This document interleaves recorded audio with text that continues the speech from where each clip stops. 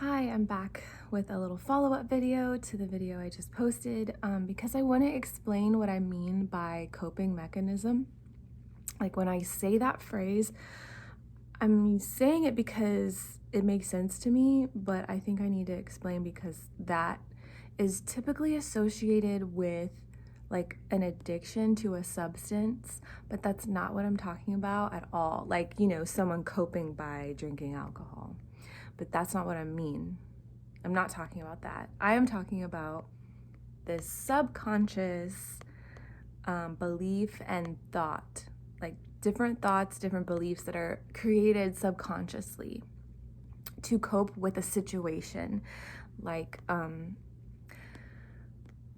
some examples of that is like telling yourself you're doing something wrong, or telling yourself you're not doing enough, or telling yourself, you're a bad person. Those are used to kind of control yourself, to make yourself do something or not do something that you have been conditioned by, society, your parents usually, or your family, of like how you're supposed to behave. And not just your family, but like anyone, really. And you form them at a young age. You subconsciously are like deciding like, okay, so this thing's happening. I want to make sure I'm doing what I'm supposed to be doing in that situation. So how am I going to make myself like get in line here? And we all have different ways to do that. A lot of the ways that I've discovered in myself are always such a negative, like talking, like punishment type of words. Yeah, so for me, it's always like a thought or belief, like maybe someone else might have like an action that goes along with it, or, being addicted to a substance.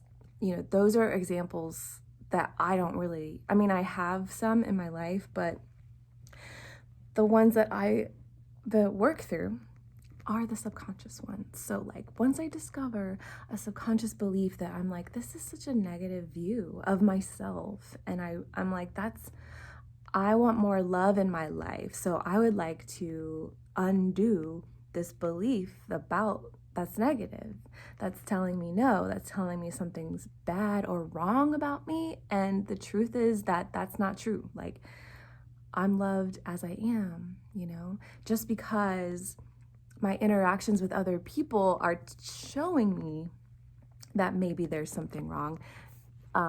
That's not necessarily the truth, but because my subconscious has decided to create, a belief around like the way someone treats you, or don't treat you, like, your needs are not getting met, so you just kind of come up with beliefs to help you feel better about the situation. Because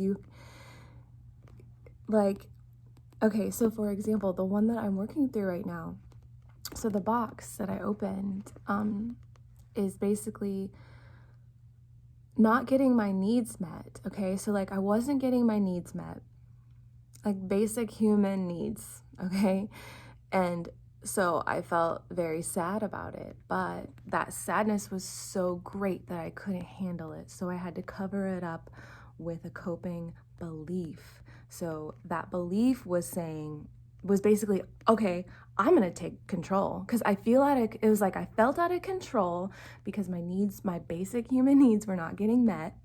So this out of control, loss of control feeling, I had to come up, hold on, I have to hold this camera right. I'm not holding it right. Okay, I had to come up with a way to feel like I could regain control. Okay, so I made it where, I'm the one deciding whether my needs get met or not. I'm going to tell myself no from even asking.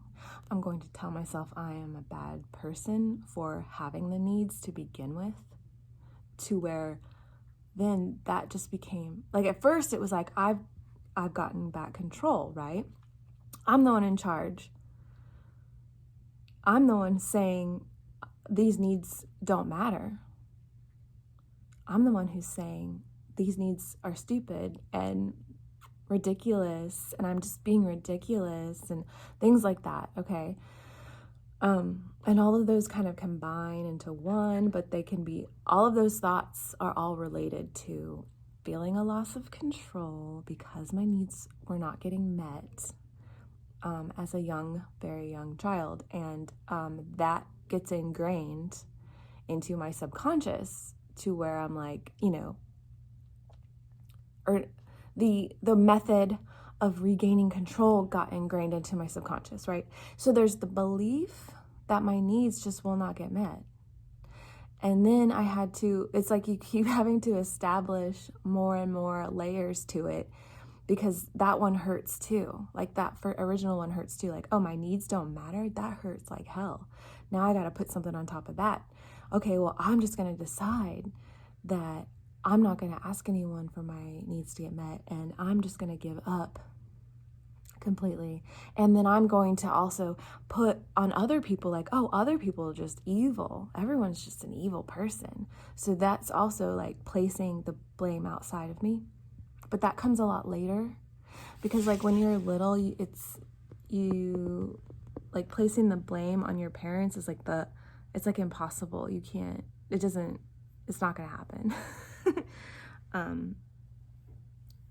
Like you think your parents are your world, and anyway, but they set up a lot of these like situations to where what happens is, because I have the pain in there, the original pain, the original sadness, whatever, hurt, and all the layers that cover it up. It's like I've had to uncover each little layer, peeling back the layers. I'm like, when are we gonna get in there? Because each one kind of hurts, and that's why there's more and more like, well, that thing I'm telling myself is hurting, I've got to cover it up with something else. And it takes a while to get down into the original sin. It's like the original pain.